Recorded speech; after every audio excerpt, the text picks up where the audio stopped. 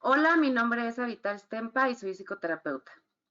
Hoy vengo a hablarles de la psicología positiva y de qué es lo que puede hacer la psicología positiva por nosotros.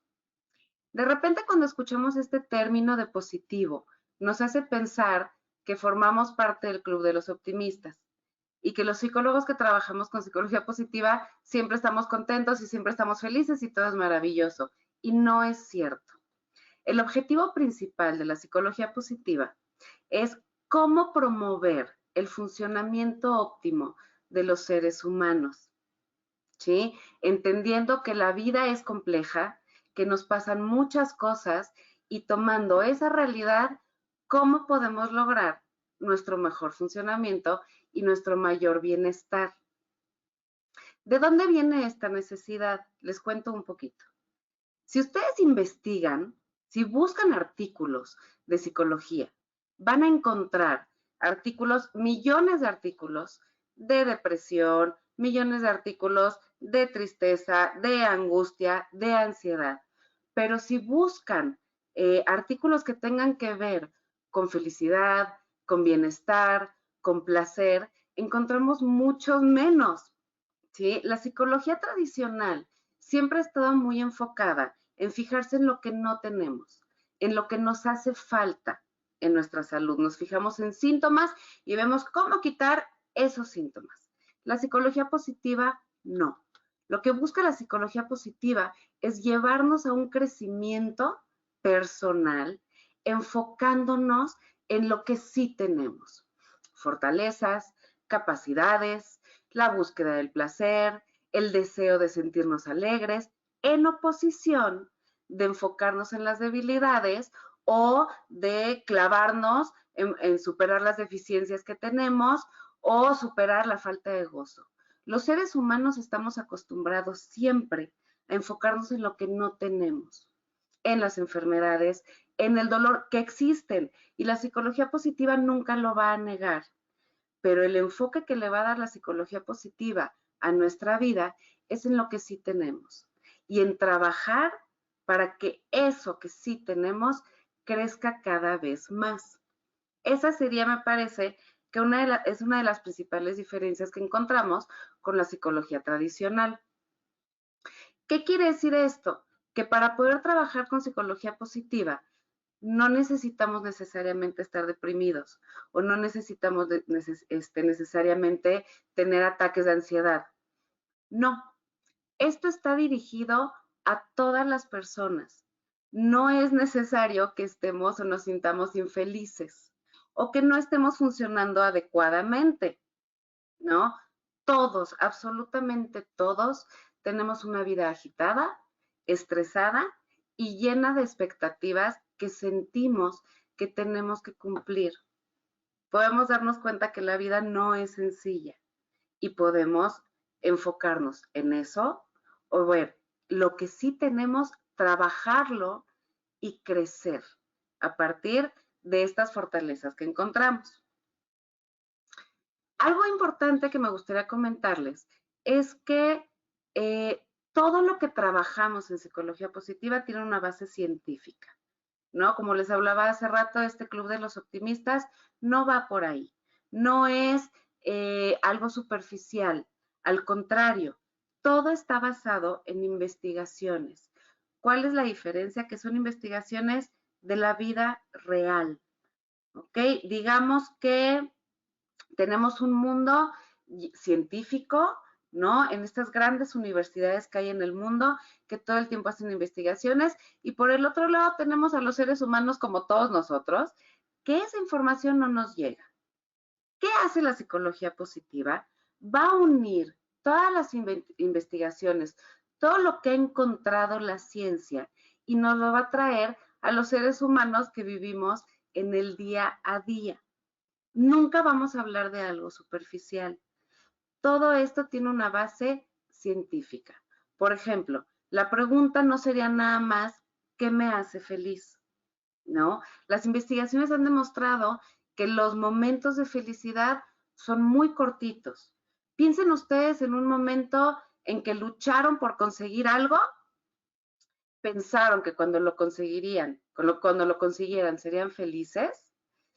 y cuando llegan a la meta no son completamente felices como ustedes querrían. La psicología positiva busca, a partir de las investigaciones científicas, encontrar bases reales de lo que ocurre con el bienestar emocional de las personas. Por ejemplo, no nos preguntaríamos nada más qué me hace feliz. No, la psicología positiva se ha dado cuenta que de repente hay momentos de felicidad que esperamos por mucho tiempo, que esperamos alcanzar una meta por mucho tiempo y que al llegar y alcanzar esa meta, los momentos de felicidad se vuelven muy cortitos, son efímeros, ¿sí? Piensen en su vida en momentos que han luchado por algo, llegan a esa meta pensando que ya se van a sentir completamente felices y algo pasa en nuestra mente que no logramos esta felicidad que esperaríamos. Entonces, la psicología positiva va un pasito más profundo y no es nada más que me hace feliz, es de qué manera, cómo le hago para aumentar y prolongar esos instantes de felicidad y alegría en nuestras vidas, ¿sí? Ahora bien, ya entendiendo que la psicología positiva busca explotar al máximo lo que sí tenemos, me encantaría hablarles de los aspectos más importantes que yo considero más importantes, porque son muchísimos, pero que considero muy importantes, pero que además vienen mucho al caso con su realidad y además con la realidad que estamos viviendo actualmente en el mundo con esta cuarentena. ¿Ok? Una de las ideas principales que se manejan en psicología positiva es que todo es cuestión de percepción. Sabemos, con todo el dolor que esto implica, que no tenemos el control sobre muchas cosas, que a veces la realidad evidentemente nos supera y nosotros no podemos alcanzar o no podemos controlar como nosotros quisiéramos. Y eso se vuelve muy frustrante para todos nosotros. Lo que sí podemos controlar es la percepción, la manera en que entendemos lo que nos está sucediendo. Hay un ejemplo muy bobo que me gustaría contárselos porque me parece que ejemplifica perfectamente bien esto que les comento. Imaginen dos hermanos. Cada uno de los hermanos va a su terapia, ¿ok? El hermano número uno llega con su terapeuta y le dice, tuve a la peor mamá del mundo. La peor. ¿Por qué? Porque siempre que yo salía con mis amigos a jugar a la calle, mi mamá salía con un suéter y yo me moría de pena. Qué oso, qué pena que mi mamá, que mis amigos vieran que mi mamá me sobreprotege. Ese es el hermano número uno.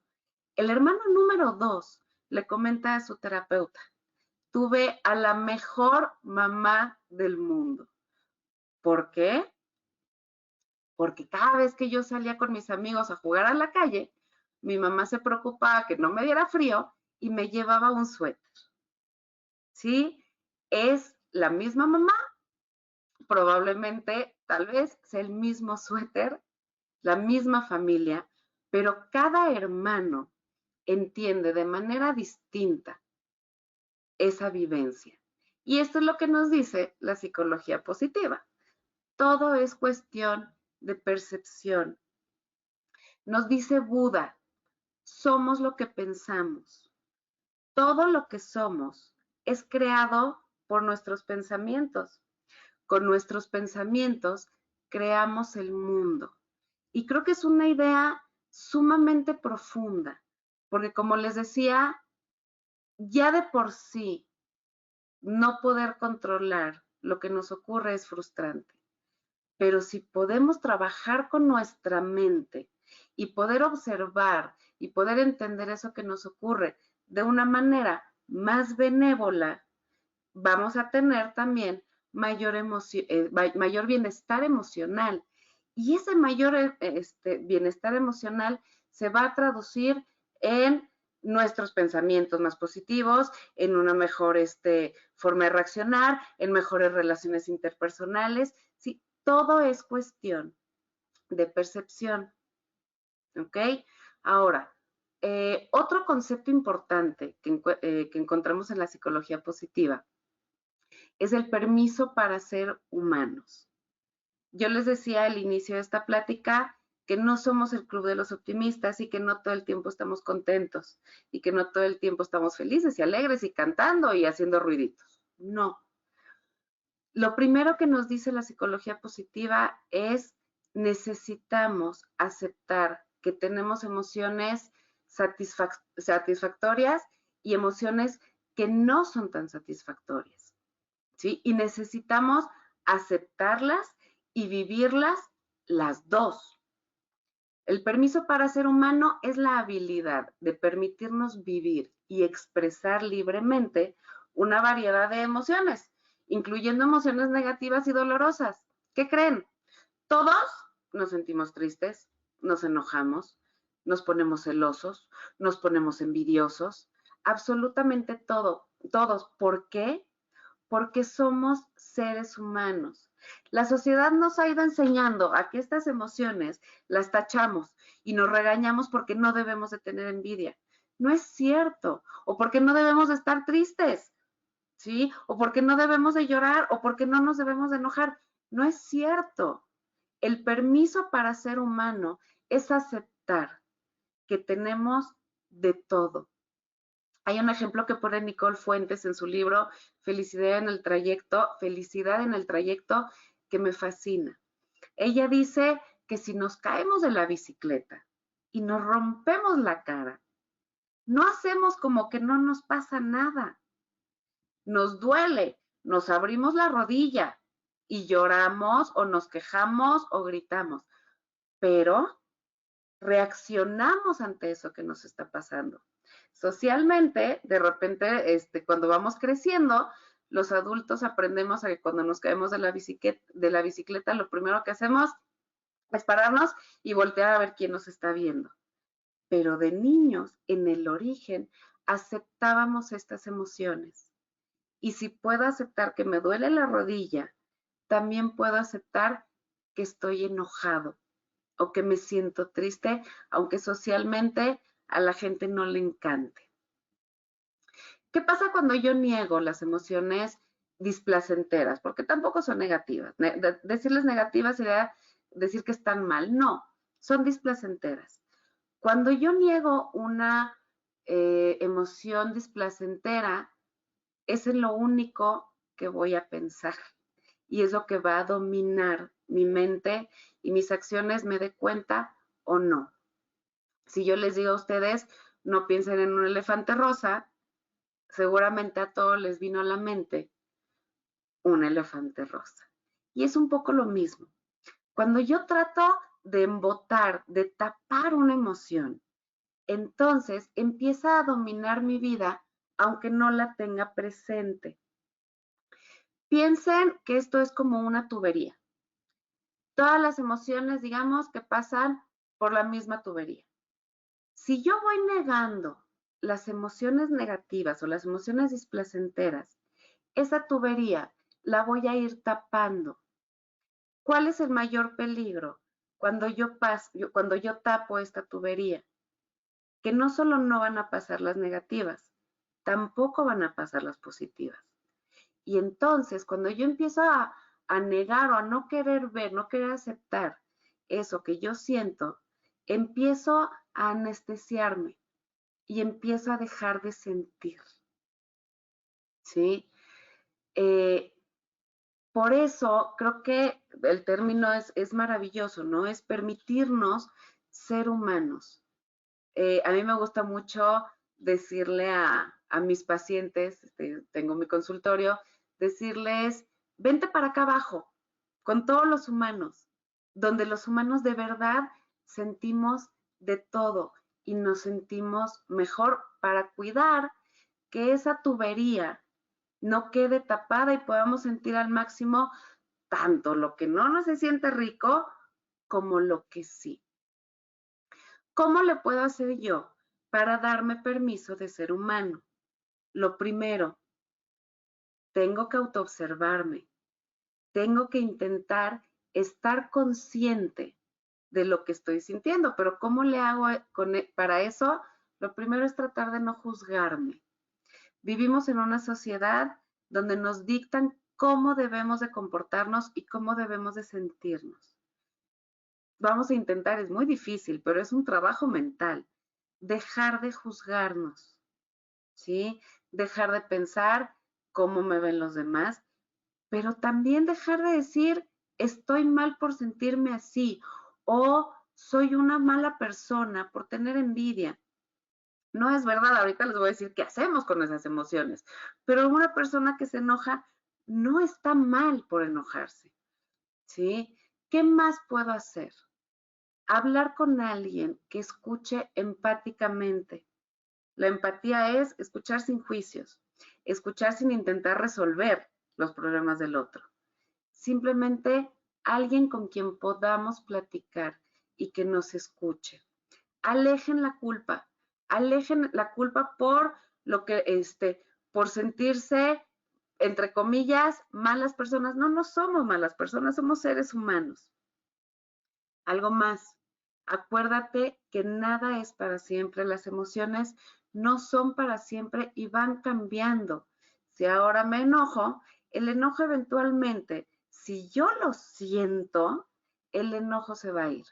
No le hagan como este elefante rosa, para que el elefante rosa no se va.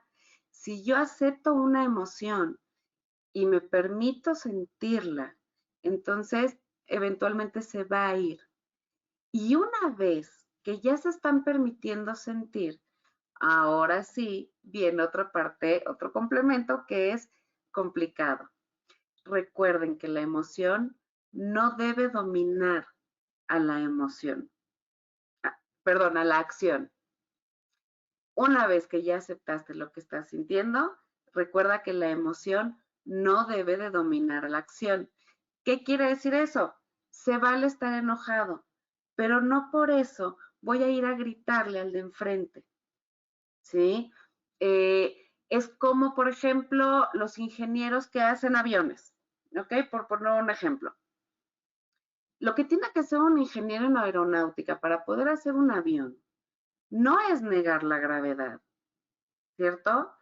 Es aceptar la fuerza de gravedad y trabajar para trabajar con ella, para que me ayude a que mi avión se eleve, ¿ok? Entonces, es lo mismo con las emociones. La siento, la acepto, pero cuido que no, que eso no me domine y que no me haga agredir o reaccionar de una manera errónea con los demás. Ahora, esto es muy difícil. Y si la riego y reacciono, ¿qué creen? Me permito ser humano y no pasa nada, me disculpo y sigo intentando. Para eso somos personas, para eso somos humanos, para equivocarnos y crecer, y crecer, y crecer a partir de lo que no nos sale bien. Nos dice Tal Ben-Shahar, aceptar nuestras emociones no significa que nos gusten, sino que nos damos el permiso, el espacio y la libertad de sentirlas. Aceptar nuestras emociones no significa que aceptemos las conductas que derivan de esas emociones. Puedo estar celoso de mi hijo, esa sería mi emoción, sin embargo, ser gentil con él, eso es mi conducta. Puedo sentir ansiedad antes de dar una conferencia y aún así decidir darla o decidir ser maestra. Esta es la esencia de la aceptación activa, a diferencia de la resignación pasiva. ¿Qué quiere decir esto? Yo acepto mi emoción y a partir de aceptarla, puedo controlar lo que pasa después. En lugar de decir, estoy triste y me quedo tirado el próximo mes. ¿Sí? Somos activos. En esta vida necesitamos ser activos y con nuestras emociones, con nuestras acciones. Eso sería hablando del permiso de ser humano. Vamos a pasar a otro concepto de la psicología positiva. Bueno, son dos conceptos. El primero es el enfoque que damos a las cosas. Y la segunda sería la gratitud. La forma en que las personas perciben el mundo influye mucho más en la felicidad que las circunstancias objetivas. Es un poco lo que les comentaba hace un ratito. Es cuestión de percepción. La manera en que yo entiendo lo que ocurre tiene más que ver y tiene más importancia que lo que ocurre en sí, en el mundo concreto, digamos. ¿Sí? La manera en que lo entendemos, eso tiene que ver con nuestro bienestar y eso tiene que ver con nuestra felicidad más que el hecho en sí. Ojo, esto no quiere decir que nos hagamos de la vista gorda y que no veamos lo otro, lo que no nos gusta. Vamos a pensar, por ejemplo, en la pandemia, ¿ok? Vamos a pensar en las reacciones que está teniendo la gente con el coronavirus, con la cuarentena. Podemos enojarnos mucho porque hay gente que está abusando, podemos enojarnos mucho con la gente que no está acatando lo que se nos pide, etcétera, ¿sí? Pero también podemos voltear al otro lado y ver a la gente que esta situación ha sacado lo mejor de ellos, que han apoyado, que han visto de qué manera, puede ser desde su casa, puede ser de otra forma, pero de qué manera ayudan. Las dos realidades existen, ¿sí? No es todo malo, no es todo bueno. Por eso les digo, no nos hacemos de la vista gorda, pero ¿en qué prefieren ustedes enfocarse? ¿En la gente que ayuda o en la gente que abusa? No negamos a esa gente que abusa, pero nos enfocamos en la gente que ayuda. Generalmente, ¿por qué hacemos esto? Generalmente, si nosotros nos ponemos a ver la televisión, vemos las noticias, el 99% de las noticias son negativas, ¿sí? Cuando ocurre alguna desgracia en el mundo, nos pasan las mismas imágenes una y otra y otra y otra vez. Y nos inundan de imágenes negativas, de noticias negativas. Y eso funciona de una manera terrible en nuestra mente, porque nos hace pensar, nos hace entender que todo lo que pasa a nuestro alrededor es malo y no es verdad. Hay una investigación muy interesante acerca del enfoque y de estas noticias tan negativas que de repente nos invaden. Hace unos años en Nueva York se hizo una investigación con taxistas. ¿En qué consistía? Había una persona disfrazada de turista. Él tuvo que subirse a diferentes taxis, se subió, me parece que a 16, ¿ok? Y el turista, el supuesto turista, les daba una dirección, indicándoles a dónde lo tenían que llevar. Esa dirección estaba exactamente a una cuadra de donde lo había subido el taxista. Y querían saber cuántos de los conductores se ponían a darle vueltas por Nueva York para poder cobrarle más y cuántos lo llevaban directamente a su destino. Cuando hacemos esta pregunta a auditorios grandes, generalmente hay un 50 y 50%, ¿sí? La mitad de la gente piensa que los llevaron todos a su destino y el otro 50 que no, que se pusieron a darle vueltas. ¿Qué creen? De 16 taxistas, uno lo hizo dar vueltas por Nueva York. No los estoy viendo, pero puedo imaginarme la cara de sorpresa. Los taxistas tienen mala fama. ¿Y por qué? Porque todos hablamos cuando tenemos una mala experiencia. Jamás he tenido una amiga que llegue y me diga, no manches, qué increíble taxista me tocó. Tipazo me llevó directo a mi destino. Esas historias no venden. Lo que vende es lo negativo. Y entonces, en este ejemplo muy claro, de repente creemos que los taxistas son todos tranzas, pero resultó que no, que solo uno de 16 lo llevó a pasear por Nueva York. Esto es, estamos tan enfocados en lo negativo que creemos que esa es nuestra realidad. Acuérdense, Enfocarnos solo en lo negativo genera una realidad negativa, ¿sí? ¿Y saben qué es lo peor de todo esto? Cuando lo negativo no solo está puesto afuera, sino que está puesto adentro. Nuestra conversación con nosotros mismos, cuando es negativa, es impresionante el daño que nos hacemos. Realmente creo, tengo la teoría, que nadie nos va a hablar más feo de lo que nos podemos hablar nosotros mismos. Nadie nos puede agredir de la manera tan horrible en que nos podemos agredir a nosotros mismos. Y ese es un daño que debemos de cuidar de no tener. ¿Por qué? Porque nosotros somos los que generamos nuestros pensamientos. No sé si les ha pasado, a mí me ha pasado a veces, que de repente me empiezo a hablar igual de feo como me podía llegar a hablar gente de mi infancia. ¿Sí? Sin balconear mucho a la gente, pero si de repente algún maestro me decía, no eres tan inteligente, o Juanito es mejor que tú, y de repente me doy cuenta que frente al espejo, yo solita me digo lo mismo, no soy tan inteligente, o híjoles, cualquiera es mejor que yo. Es un discurso, es un soliloquio tan negativo que nos deprime y nos aplasta y que es generado por nosotros mismos. ¿A qué se debe esto? A que nos enfocamos en lo negativo.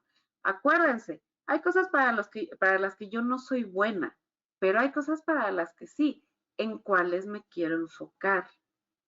Ahora, ¿qué pasa cuando yo decido y empiezo a enfocarme en las cosas positivas? ¿Saben qué pasa? Lo empezamos a agradecer. Y aquí hablamos de un nuevo concepto de la psicología positiva. Hablamos de la gratitud.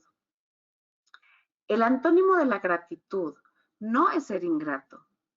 El antónimo de la gratitud es dar por hecho. Nosotros damos por hecho la mayoría de las cosas que tenemos y dejamos de agradecer porque no lo vemos, ¿sí?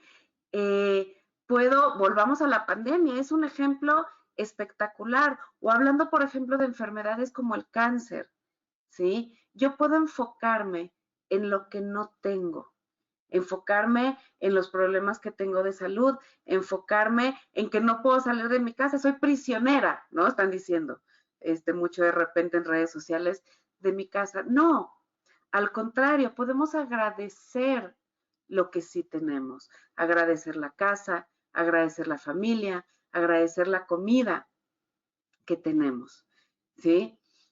Cuando empezamos a enfocarnos en lo que tenemos, entonces deja de ser invisible para nosotros y lo empezamos a agradecer. La gratitud es una de las herramientas más poderosas y efectivas para aumentar nuestra sensación de bienestar.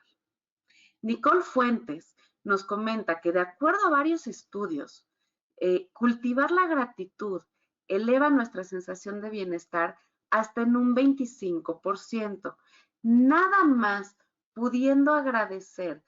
¿Qué es agradecer? Como les decía, agradecer es ver nuestras bendiciones y agradecerlas. A quien le quieran agradecer, a quien ustedes le agradezcan, pero hay que verlas. Cuando nos enfocamos en lo positivo, esto positivo crece, nos dice Tal Ben-Shahar. ¿Cuál sería el secreto para poder agradecer?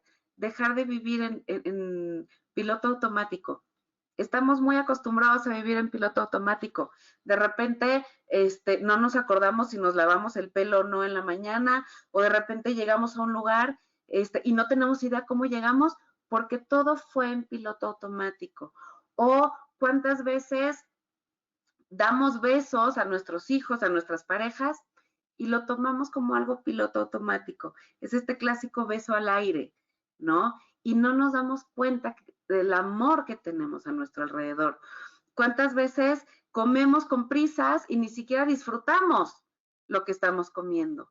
No, agradezcamos, disfrutemos, pongámosle la luz. Es como poner una lámpara, una linterna y enfoquemos y agradezcamos lo que sí tenemos porque generalmente no lo vemos. Perdemos millones de detalles día a día y dejamos de sorprendernos con pequeñas cosas que tenemos, ¿sí? Y las dejamos de agradecer. Cuando nosotros agradecemos, esa gratitud nos hace más resistentes al estrés, nos hace más resistentes ante los problemas. ¿Por qué? Porque cuando yo agradezco en las situaciones realmente difíciles, también nos damos cuenta de que no todo está mal. Y eso nos permite ser más positivos y nos genera, obviamente, mayor resiliencia, porque entonces nuestro panorama no es completamente negro, también hay una luz, ¿sí? ¿Cómo practicamos la gratitud? Les voy a dar algunos tips, ¿sí? Nosotros somos animales de hábitos, entonces para lograr hacer esto que les digo, necesitamos hacernos hábitos. Lo primero que yo les podría decir es un diario de gratitud.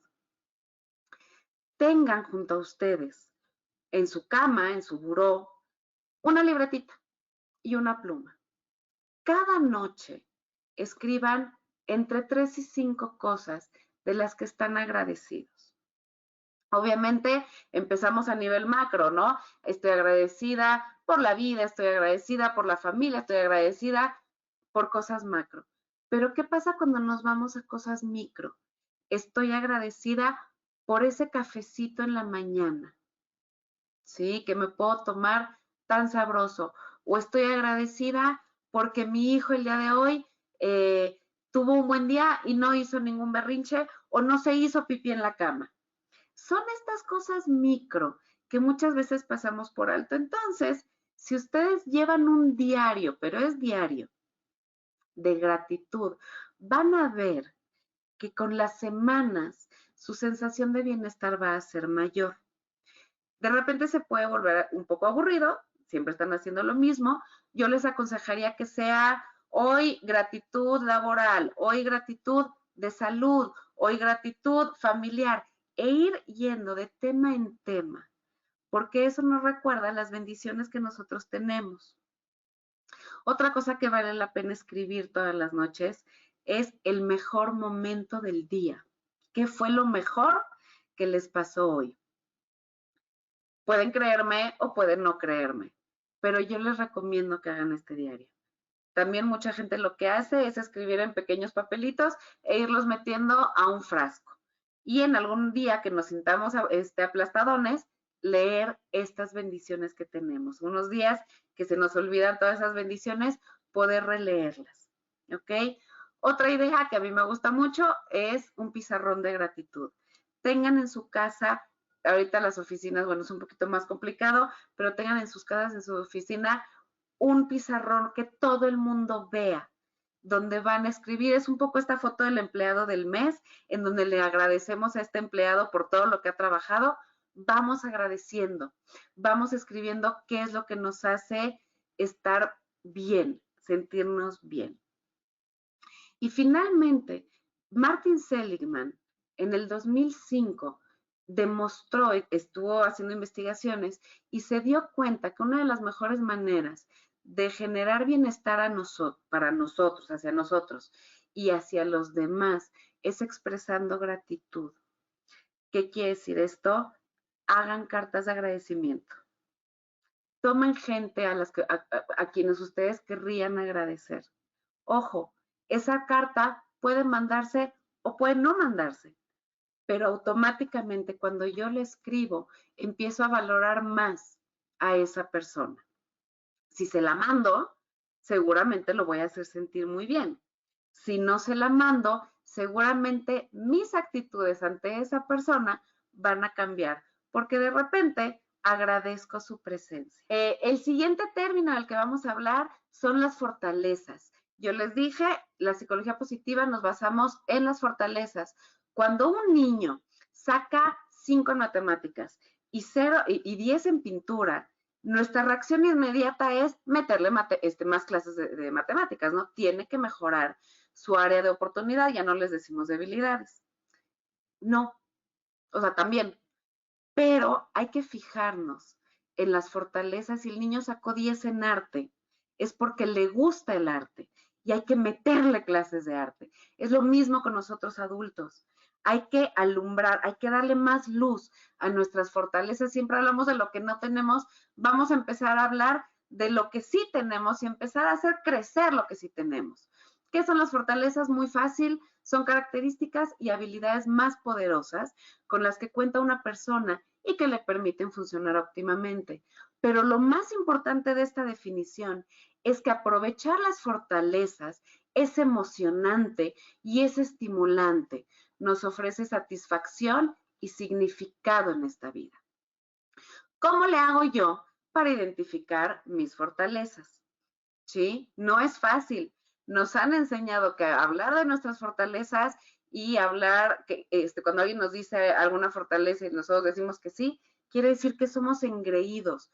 No, hay que reconocer lo bueno que tenemos. Hay que identificarlas, hay que explotarlas, hay que encontrar para eso, para lo que somos buenos y que nos hace sentir vivos, porque las fortalezas me van a llevar a la autorrealización. Cuando yo uso, primero reconozco mis fortalezas, pero después las uso para ayudar a los demás. Entonces, esas fortalezas, eso que me hace sentir tan bien y que yo hago sentir tan bien a otros, entonces me hace autorrealizarme, porque también se ha demostrado que la generosidad nos lleva a un mayor nivel de bienestar emocional. ¿Cómo le hago para encontrar mis fortalezas? Otra vez, la autoobservación, sin juicios, sin sentir que estoy presumiendo, sin sentir que estoy siendo engreído, ¿no? Les digo, que no nos dé pena hablar bien de nosotros. Y les voy a comentar un ejercicio que se me hace de los ejercicios más bonitos que hay.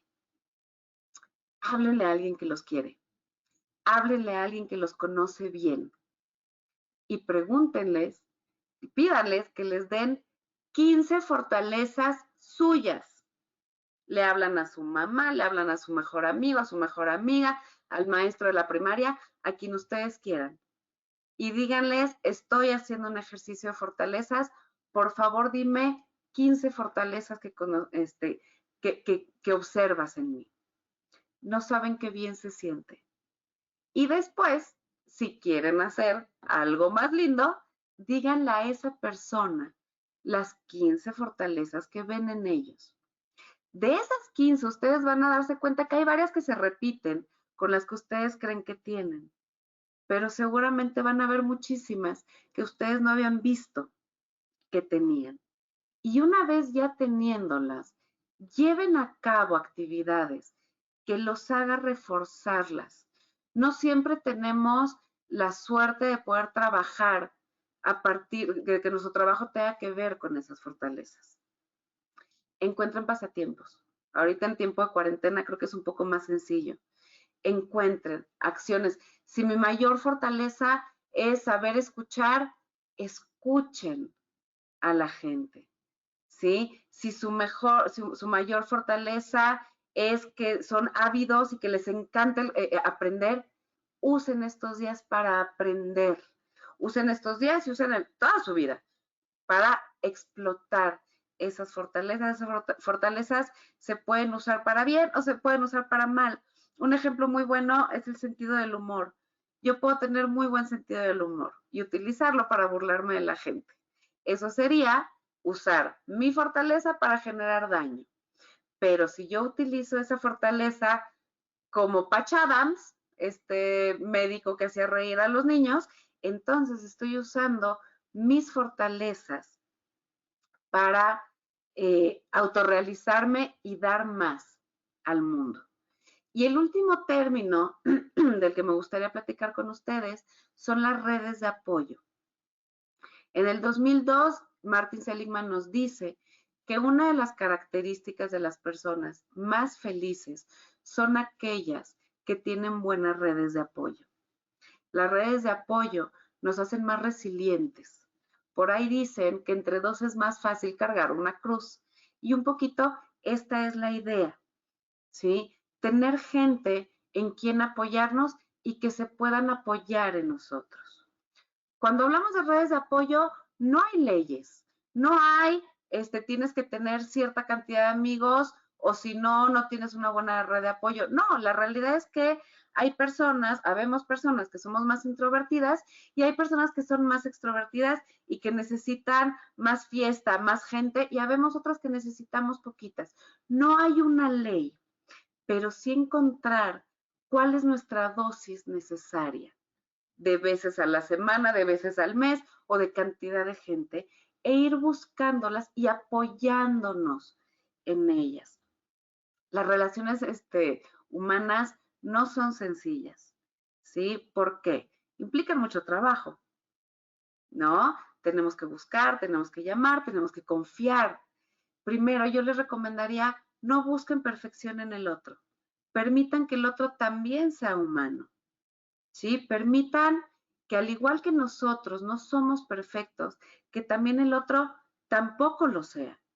Permitir las fallas y entender que, bueno, los amigos también a veces nos decepcionan, los familiares también nos decepcionan, no porque sean malos, sino porque son humanos, ¿sí? Enfoquémonos en eso positivo que tienen los seres humanos. Si se dan cuenta, estamos revolviendo todo esto que hemos hablado hasta el momento, hablando de las relaciones humanas. Enfoquémonos en lo positivo. Tal vez mi amiga sí es un poquito chismosa, pero además es una gran persona que siempre está ahí para apoyarme, ¿no? ¿En qué me quiero enfocar? Como les decía, somos animales de hábitos, necesitamos rituales, necesitamos trabajar esas amistades, buscarlas, estar en contacto, cuando nos necesiten tratar de estar, ¿no? Y darnos a conocer. Y lo más difícil que es darnos a conocer y permitirnos conocer a profundidad al otro, sin miedo. Otra manera de tener redes de apoyo es pedir ayuda. Nunca dudemos en pedir ayuda, ya sea a nuestros amigos, a terapeutas, a médicos. Siempre, siempre tener la posibilidad de acercarnos a alguien y decir, no estoy pudiendo solo, te necesito. Bueno, eso es todo lo que les puedo contar hasta el momento sobre psicología positiva. Espero que les haya servido, espero que les haya gustado y bueno, me despido con un agradecimiento total por su escucha. Muchísimas gracias.